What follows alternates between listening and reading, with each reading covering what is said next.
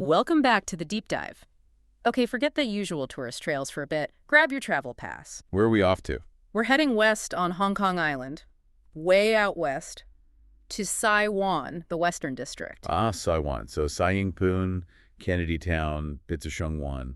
Got it. Exactly. It's this fascinating zone historically, where the early Chinese communities really set up shop. Right, and it was also where logistics, trade, that sort of gritty stuff met the edge of the colonial administration. Yeah, and the interesting part is because it wasn't seen as central, things moved a bit slower out there. Which acted like a buffer, almost, protecting old buildings, old ways of life. Which is why we're digging in today. Right, so our mission for you today isn't just, here's a list of places to see. It's deeper. We want to explore Sai Wan as a perfect example of urban resilience, right? How things adapt. Precisely. We've got 5 historical stories lined up. They show how the architecture, the culture, even just public spaces, they bend and shift under all that pressure from a city that's constantly changing. These stories, these are the real hidden gems, the insights. That's the plan. Okay, so let's start with the buildings, the architecture. Our sources talk about this very Hong Kong idea, a practical philosophy towards heritage. Practical conservation. It's not about putting history behind glass. No velvet ropes. Rarely. In Hong Kong, history kind of has to earn its keep. It needs to be useful, economically viable, even today. Which leads us straight into story number 1, Western Market. I mean, visually, it's stunning. Oh, absolutely. That Edwardian style, 1906, the red bricks, the granite. Yeah. It's a landmark, a declared monument, in fact. But the real story you're saying isn't just that it's old and pretty. Not at all. It's about continuous function. It wasn't just preserved, it was adapted. It went through big changes, renovations in the 90s, the 2000s. So what was it before, and what is it now? Well, it started as a proper market, government offices too. But through that practical conservation, it became more of a lifestyle hub. Lifestyle hub, like shops and restaurants. Yeah, dining, little specialty shops, but also spaces for the community. Dance classes, gatherings, things like that. They kept it alive by giving it a modern purpose. So they invested in its future, not just its past. That's the only way it survives long-term here. If it was just a dusty relic, the pressure to redevelop that prime land would be immense. It's what you might call history in progress. Much more resilient than just a plaque on a wall. History in progress. I like that. Okay, staying with buildings, but shifting gears. Sometimes preservation is much more focused. Selective, maybe? Definitely. Which takes us to story 2. The old mental hospital facade in Sai Ying-pun. Ah, the High Street ghost house. Everyone knows the spooky stories. Right. But architecturally, forget the ghosts for a second, it's incredibly unique. It's the only pure granite-walled Western Baroque building like it left in Hong Kong. What's preserved, that facade and the veranda, it's very ornate. But the legend looms large. The haunting stories are everywhere.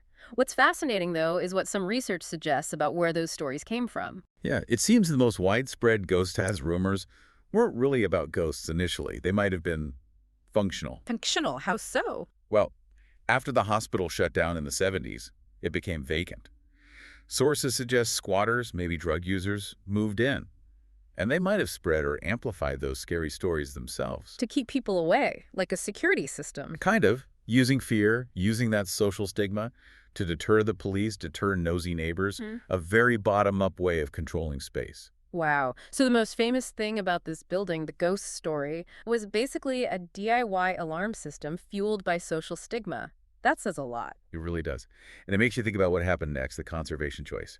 After a fire gutted the inside, the wooden part. Yeah, so to decide what to save. Exactly. And they went for facade conservation. It's just the pretty face. Pretty much. They saved the rare granite Baroque shell, the visually important part, the historical marker.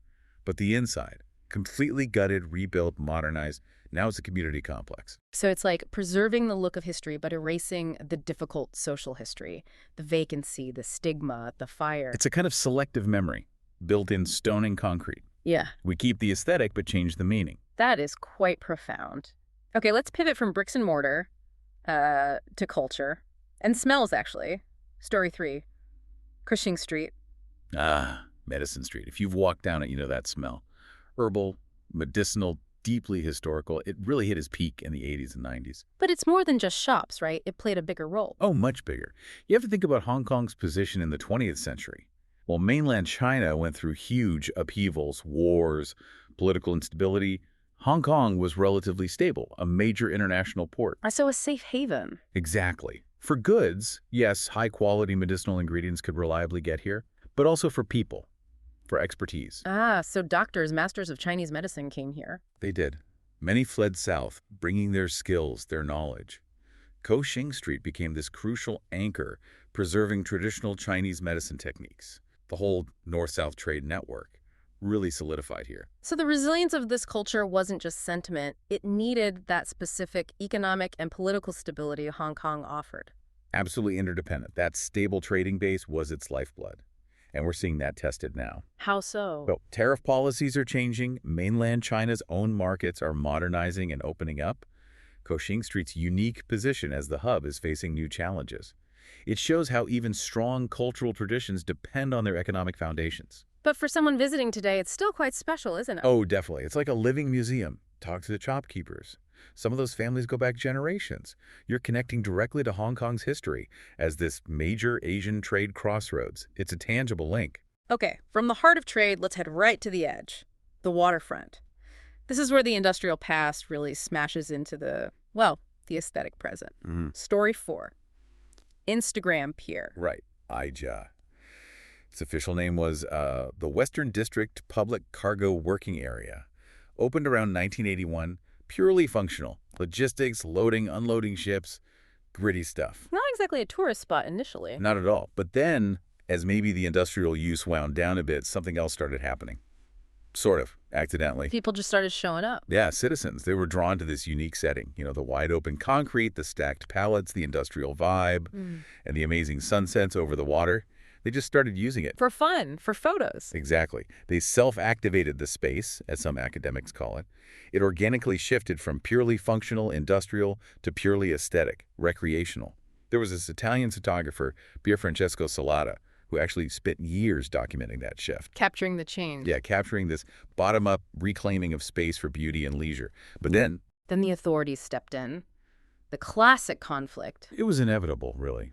Safety concerns, management issues. It was still technically a cargo area, so the Marine Department fenced it off, access restricted. And Salata's photos suddenly became history. Overnight, yeah.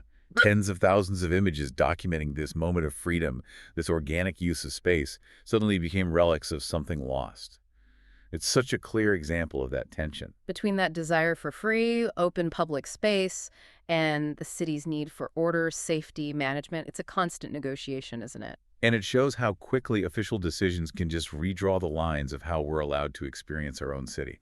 A really powerful story there. Okay, let's stay on the coast, but move to something seemingly simpler, maybe more nostalgic.